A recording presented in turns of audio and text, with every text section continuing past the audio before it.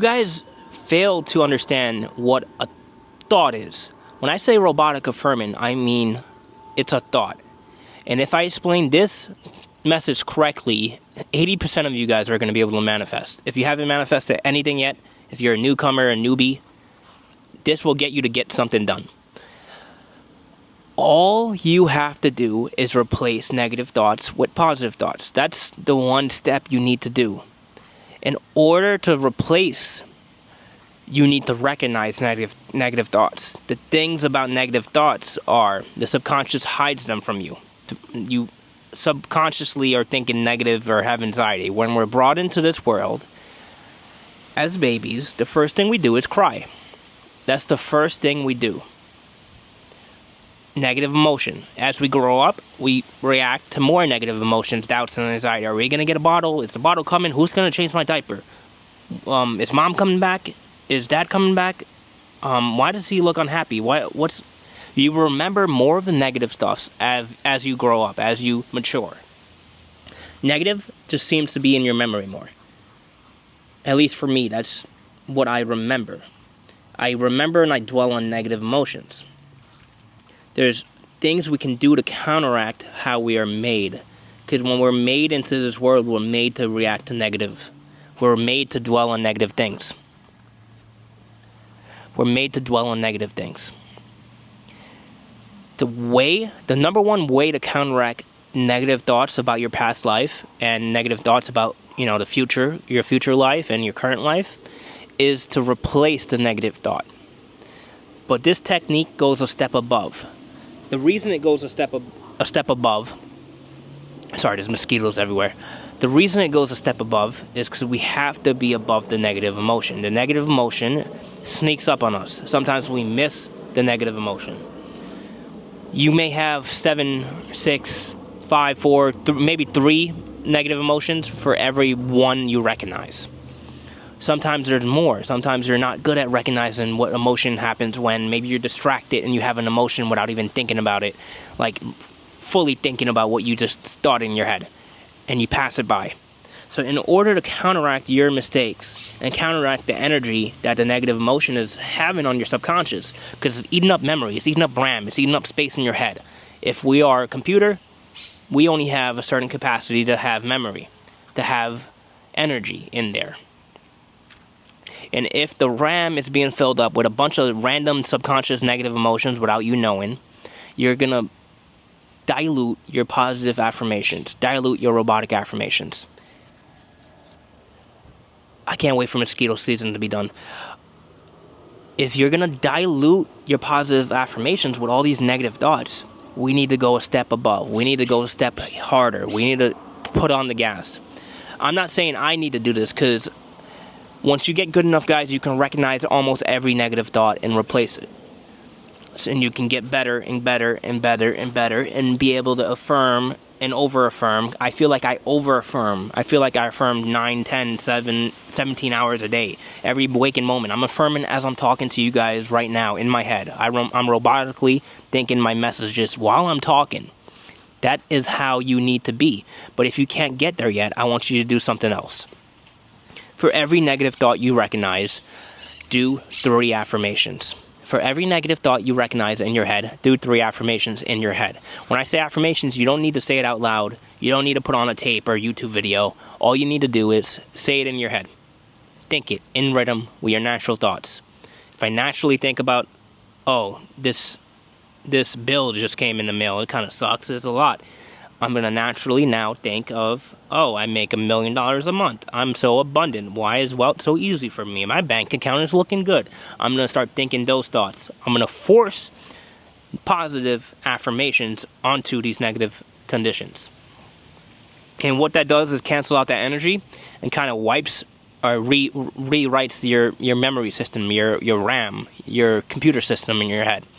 Now that your computer system is more tuned for positive energy, it's going to attract more positive. This is how manifestation works. I never really went into how manifestation works because I don't want to be the how-to guy. I want to be the practical guy. I want to be the guy that says, oh, this is what you have to do, and if you do this way, this will happen.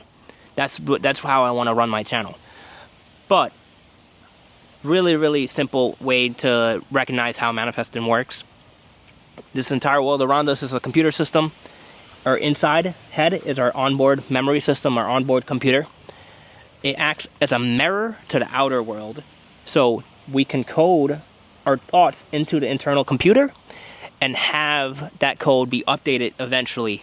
Eventually, not right away sometimes. Sometimes it takes a minute. Eventually it'll update on the outer computer, their outer world, or simulation. Some people call that the mirror, the internal mirror. There's lots of other, definitions or thoughts on how this works. But my thought is simulation. I've always been I think simulation when I think about this stuff. Other people think divine, spiritual, this, that. Yes, it could be that. No one has the answers. I'm not going to say no to anyone, obviously. But it's easier for my brain to think simulation. Simulation is a video game. Video games are not that far off from what we see in our world right now. And video games work in the same way. To affect the real simulation, the game itself, you just need to get on the onboard computer, the dev system, wherever they have the dev environment, update some code, and then eventually it'll get pushed to the production environment. And once it gets pushed to the production environment, boom, the game is updated. Now every player in Grand Theft Auto has this new car or new mission that was updated. That's exactly how it works in real life. That's so simple for me to understand because I come from that background. I live that life. I live that computer life. I'm the computer nerd. So it's easy for me to understand. Other people are easier to, picture it as spiritual mirror inside you reflects what your emotion has on the outside.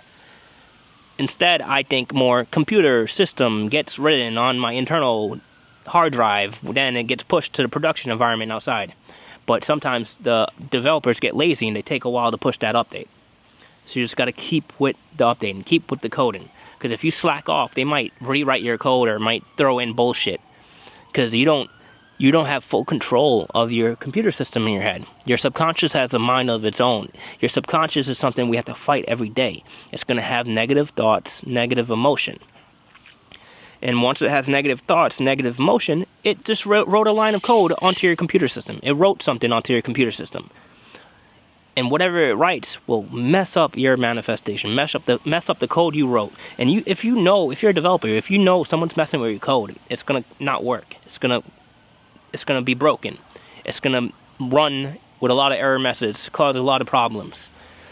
So instead of letting that happen, letting our subconscious do that, we overwhelm it with more code, with more affirmations. Affirmations are just the way we use the code. Other people use different things to code their subconscious. Some people can just flip a switch. They flip a switch and now they're in this state of completion. And they can mirror their eternal state onto the real world effortlessly or more easily than we can. But, for beginners or people who need to work at it, we use affirmations. Affirmations can keep you in a state of completeness. You can write that code so heavily, so thoroughly onto your computer hard drive that it'll be impossible for that bad code to get into your head. So now you're stuck in that state of completion. That code has been written, and every time someone tries to rewrite it, you kick them off your computer and you start writing more good code. So you can picture it in your head. There's a good developer, a good code writer, who's you, and the bad guy, the guy who doesn't have any, he's drinking soda and eating pizza and, messing up his t-shirt and writing shitty code all the time, and he doesn't know what he's doing. Sometimes he follows a guide online that says to do this the wrong way, and then he gets emotional, and then he says, fuck this, screw this guy, screw this company, let me write some bad code, and he starts writing bad code, and he's so stupid, he writes bad code without knowing it. That's your subconscious. He's the enemy. He's the guy we have to kick off the computer system.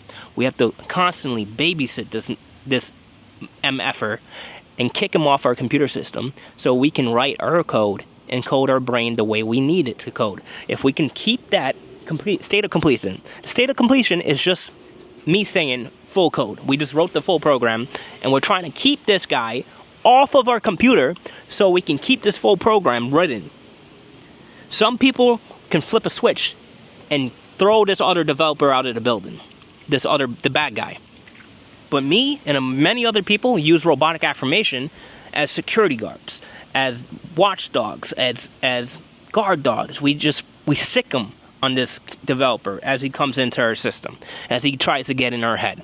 If he can get in your head, he will write code into your head that will not vibe with you.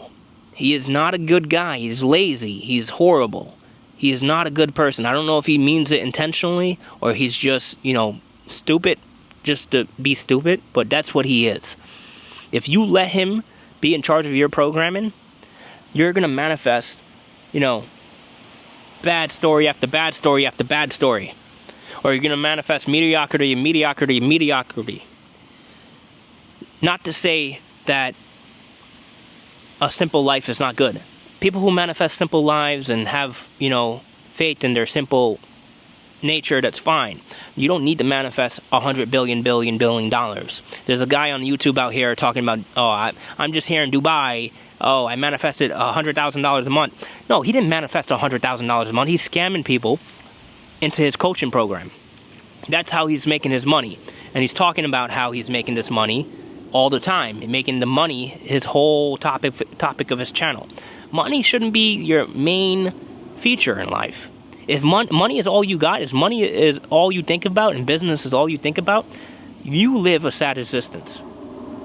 That's 100% fact. Do not make money important. Manifest wealth if you need it. Manifest wealth if you've only known poverty. Manifest wealth if you want to see what a better life is. But once you live this better life, you get used to it. It's normal.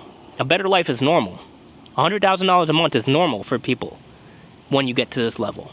It doesn't feel anything greater. It's fun. It's fun, right? It's good to have money, be able to go to any restaurant, be able to fly anywhere, do this, do that. But you need to be able to be happy with sticks and stones, if you had to go back to sticks and stones. You need to be happy within yourself. You're not going to be a great manifestor, a great person, if you can't be happy where you're at.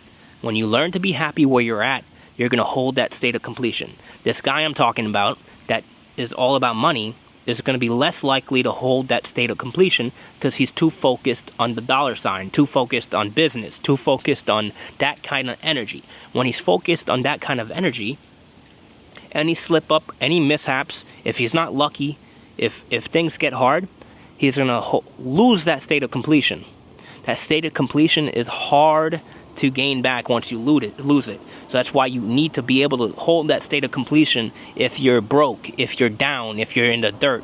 You need to be happy in the dirt, in the mud, in order to hold that state of completion in any scenario. I feel like my videos have lost a little bit of structure in the past week or so. So I'm gonna be more structured in the upcoming videos. Right now I just wanted to talk at you guys just for the sake of talking at you guys. Thanks for watching. See you guys in the next one. Peace.